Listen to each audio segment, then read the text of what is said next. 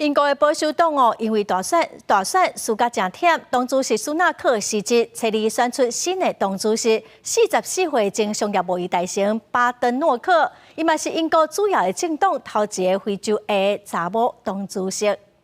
Anyway, the result was Kemi Badenoch, 53,806 votes. 在委员会宣布之下，英国保守党的新党魁正式选出来了。由44岁前商业及贸易大臣的女性候选人巴登诺克，拍败42岁前大房移民事务大臣的詹妮克当选党魁，伊嘛是英国主要政党的头一名非裔女性党魁。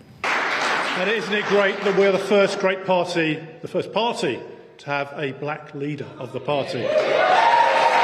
It is the most enormous honour to be elected to this role, to lead the party that I love, the party that has given me so much.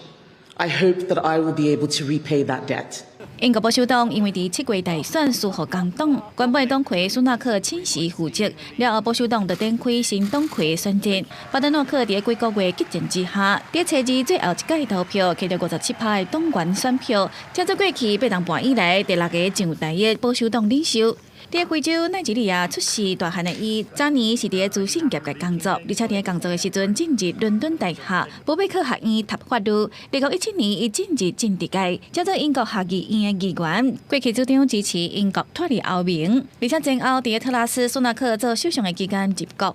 伊当选保守党党魁了后表示，保守党一度为左翼立场之前为中间派挖起，所以必须要回去到党内传统理念，而且承诺会带领保守党革新。如果巴登诺克会支持索小政府，而且领导保守党偏向右翼的路线。公司新闻台是董炳耀。